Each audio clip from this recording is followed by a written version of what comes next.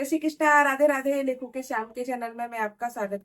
लड्डू गोपाल जी के पास कभी ना रखें ये चीजें। आइए जानते हैं क्या क्या। तो देखिए, भगवान कृष्ण के बाल स्वरूप है हमारे लड्डू गोपाल जी, और लड्डू गोपाल जी की पूजा अर्चना करना बहुत ही शुभ माना जाता है। लड्डू गोपाल जी की सेवा करना बहुत ज्यादा शुभ माना जाता है। पर यदि इनके कुछ नियम भी होते हैं जो कि आपको नियम का पालन भी करना होता है। आइए जानते हैं वो कौन से नियम है जो कि लड्डू गोपाल जी खास करके आपको ध्यान देने वाली चीजें।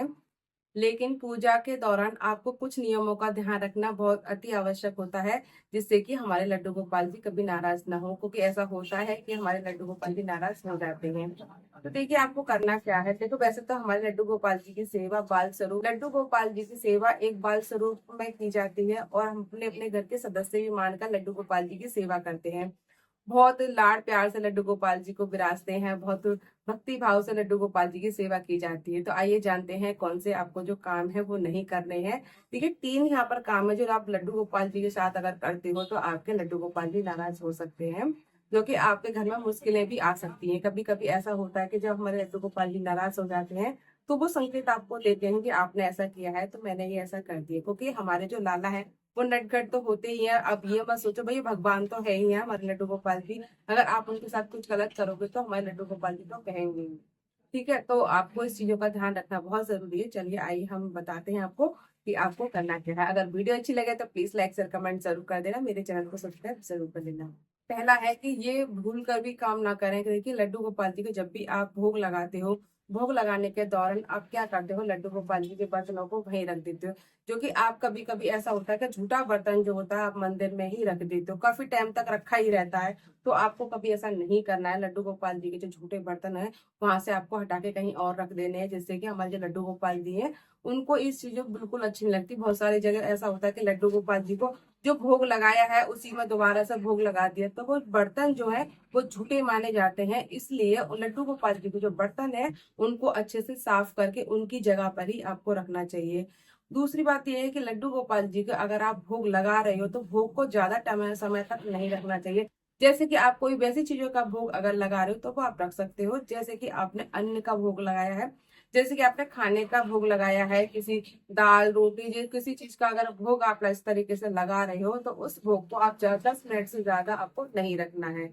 वो भी क्योंकि जब भगवान भोजन पा लेते हैं उसके बाद अपना कोई भी घर में अपना भोजन उसको ग्रहण कर सकते हो, या फिर अपने उस प्रसाद को बांट सकते हो। तो ये चीज आपको, पहली चीज आपको ये ध्यान रखनी है कि कभी भी लड्डू गोपाल जी के बर्तन को आपको ज्यादा देर तक मंदिर में नहीं रखना है। झूठे बर्तन खास करके लड्डू गोपाल जी के मंदिर में बिल्कुल नहीं रखना है, इससे आपके लड्डू गोपाल जी नाराज हो सकते हैं। दूसरा आपका ये है कि लड्डू गोपाल जी की जब आप कपड़े वगैरह, गोपाल जी के आसपास बहुत अच्छे से साफ सफाई रखनी है। लड्डू गोपाल जी के जो बिस्तर वगैरह हैं जिसपे वो विराजे जाते हैं उनको डेली आपको इत्र से आपको डेली साफ करना है, पहले अच्छे से गंगा जल से छिड़क के, और उसके बाद आपको इत्र लगाना है लड्डू गोपाल जी के सिंहासन पर।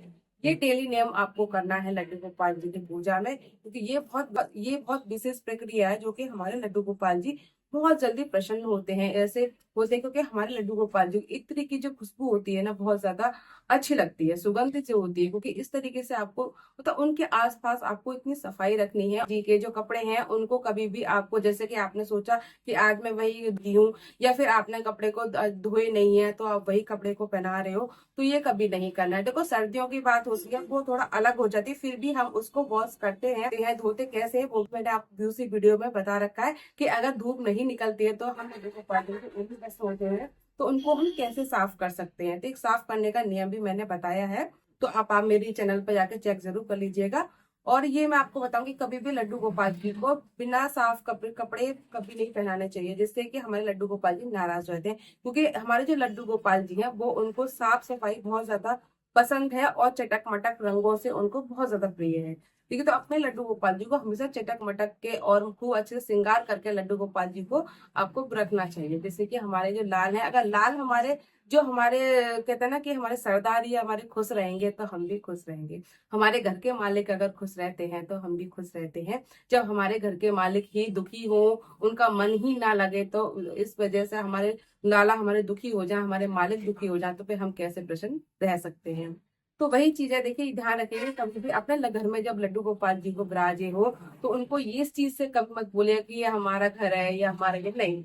आप उनके दास हो। आप ये सेवा करके रखनी है कि आप उनके दास हो। ये घर हमारे कान्हा का है, ये हमारे हमारे लड्डू गोपाल जी का है। आप इस घर के मुखिया हो, जो आपको अच्छा लगे आप वो करो, ठीक है। हमको बस आदेश दो प्रभु, हम क्या कर सकते हैं। तो बस यही आपको ध्यान रखना है कि लड्डू गोपाल जी की सेवा में आपको इस तरीके के नियमों का पालन करना है।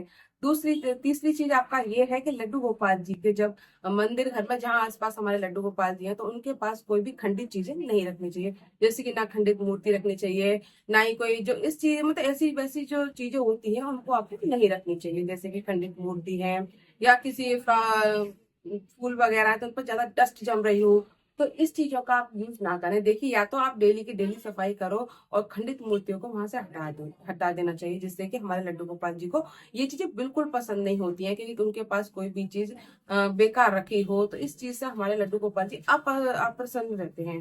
देखिए, इस चीजों से हमारे लड्डू गोपाल जी कभी खुश नहीं रहते। तो यही ध्यान रखना है आपको लड्डू गोपाल जी की सेवा में। दूसरा, आपको बर्तनों का ध्यान रखना है, आपको कपड़ों का ध्यान रखना है। तीसरी चीज था कि आपको लड्डू गोपाल जी की जब मंदिर के आसपास, उनके आसपास ये बिल्कुल भी खंडित मूर्ति या कोई भी डस्ट वाली चीज नहीं रहनी चाहिए। डेली के डेली उनके आसपास की चीजों को साफ करते रहना चाहिए। तो देखिए, इन चीजों का अगर आप नियमों का पालन करते हैं तो आपके लड्डू गोपाल जी बहुत ज्यादा प्रसन्न होंगे, बहुत ज्यादा खुश रहेंगे। अगर आपने ये गलती कर दी तो आपके घर में मुश्किलें भी आएंगी। जब हमारे अन्नदाता या हमारे प्राणदाता हमारे अगर दुखी रहेंगे तो हम भी जाहिर सी बात है दुखी ही रहेंगे। तो ठीक है, यही चीज है। जब हमारे लड्डू गोपाल जी को अच्छे से मनाओगे, अच्छे से उनकी सेवा करोगे, क्योंकि आपके घर में लड्डू गोपाल जी आए हैं, आपके सरकार आए हैं, तो उसी तरीके से आपको लड्डू गोपाल जी की सेवा करनी है। आप दास हो, दास के हिसाब से लड्डू गोपाल जी की सेवा करनी है, उनका ख्याल रखना है। तो इसी हिसाब से अगर लड्डू गोपाल जी की आप सेवा करते हो तो आपके लड्डू गोपाल जी बहुत ज्यादा प्रसन्न रहेंगे। अगर वीडियो अच्छी लगे तो प्लीज लाइक शेयर कमेंट जरूर कर देना, मेरे चैनल को सब्सक्राइब जरूर कर लेना और मेरे लड्डू को राधे कृष्णा जरूर बोलना। राधे राधे। तो हमारे लड्डू कैसे लगे आप लोगों को कमेंट करके जरूर बताइएगा। लड्डू से मिलकर आप लोगों को कैसा लगा? लड्डू, मेरे लड्डू से मिलकर आप लोगों को कैसा लगा तो कमेंट करके जरूर बताइएगा। हरे कृष्णा, राधे कृष्णा।